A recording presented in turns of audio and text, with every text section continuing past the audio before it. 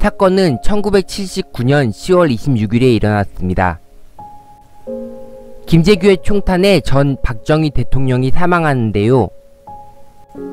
이로 인해 국민들의 사이에서 민주화를 열망하는 목소리가 늘어나며 기대가 커져갔습니다. 하지만 이 기대를 비웃기라도 하듯 계엄령이 선포되고 12월 12일에는 당시 보안사령관이었던 전두환의 신군부가 군을 장악해 쿠데타를 일으키게 됩니다. 그해 전국에서는 민주화를 열망하는 목소리가 더 커지게 되고 1980년 봄에는 서울의 봄이라고 하는 민주화 시위가 일어났습니다. 그리고 1980년 5월 17일 비상계엄령을 전국으로 확대하였습니다.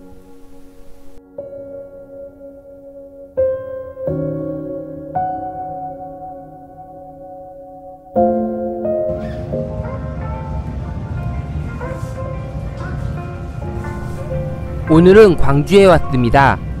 목포에서 광주 오는 길이니 KTX가 아닌 무궁화호를 이용했습니다. 준비하시기 바랍니다. 고맙습니다. 예전부터 광주에 올 때 항상 빨간 옷을 입고 응원 팜플렛을 들고 왔었는데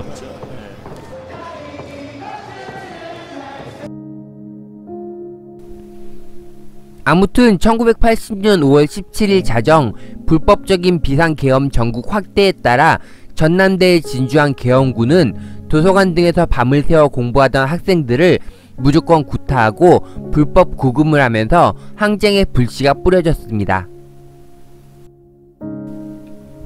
그리고 18일, 이날은 일요일이었습니다.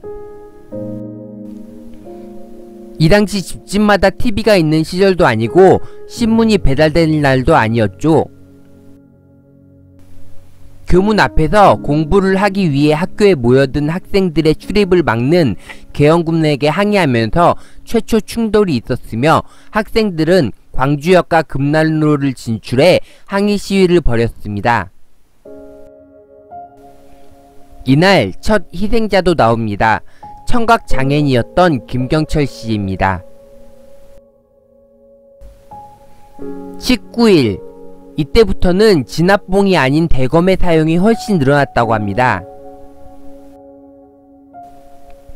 10일 공수여단이 추가로 배치되고 시내 진압 작전을 계속 수행했다고 합니다.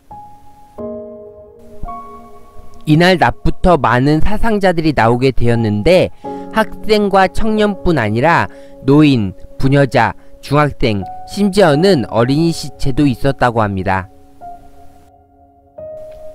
20일에는 3공수여단이 추가로 배치되고 계엄군이 시민들에게 발포를 냈다고 합니다.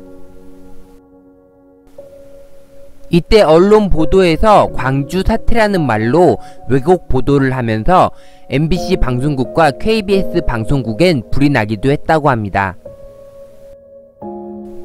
언론이 통제되고 도로와 철도를 차단하였기에 광주 민주화 운동을 잘 아는 사람은 없었다고 합니다. 광주 간다고.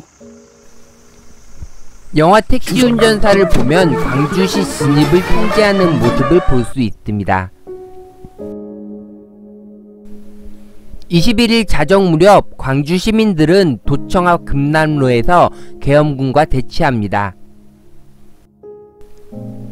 그리고 오후 1시경 애국가가 울리게 되고 시민들은 가슴에 손을 얹고 애국가를 부르는데 계엄군의 집단 발포가 있게 됩니다. 이로 인해 수많은 사망자가 생기게 됩니다. 이 당시 도로의 모습은 5.18 민주화운동 기록관에서 볼 수 있습니다. 영화 화려한 휴가에 보면 이 장면이 나옵니다. 시민들에게 사격하라는 명령을 한 사람은 없었다고 합니다. 가해자와 피해자가 있는데도 말이죠. 사진을 보시죠. 헬기가 보이시죠? 헬기는 누군가의 명령이 없으면 띄울 수 없습니다. 헬기에서도 사격이 이루어졌습니다. 증거 있냐고 물으시겠죠? 금남로에는 전일 빌딩이 있습니다. 전일 빌딩에는 헬기에서 발사한 탄은 245개의 모습을 볼 수 있습니다. 정면에서 보이는 게 아니고 유리 쪽에 박혀 있어 거울을 통해 보면 탄은을 확인할 수 있습니다. 그 당시 이 빌딩보다 높은 건물은 없었고 이 각도로 봤을 때 헬기가 아니면 탄은의 각도가 나올 수 없다고 합니다. 전일 빌딩은 전일 빌딩 245라고 불리는데 헬기에서 쏜 탄은의 발견 숫자가 245개라고 합니다. 헬기 사격이 아닌 레펠 사격설과 관광호텔 사격설 등이 있는데 헬기 사격의 진실과 거짓을 소개하고 있습니다. 21일 저녁 공수부대원들은 시 외곽으로 철수합니다. 그래서 22일부터 5.18 수습대책위원회를 구성하고 치안 유지 업무 등을 수행하여 시내 평온 유지를 했습니다. 시민들은 하나가 되어 질서를 유지하고 피해 복구를 위해 노력하였습니다. 5.18 자유공원 전시실에서는 이 기간 중 시민들의 한 행동이 자세하게 묘사되어 있습니다. 26일 계엄군이 다시 시내로 들어와 상무 충적 작전을 실행하고 27일 전남도청을 포위하여 장악하면서 5.18 민주화 운동은 실패로 끝나게 됩니다.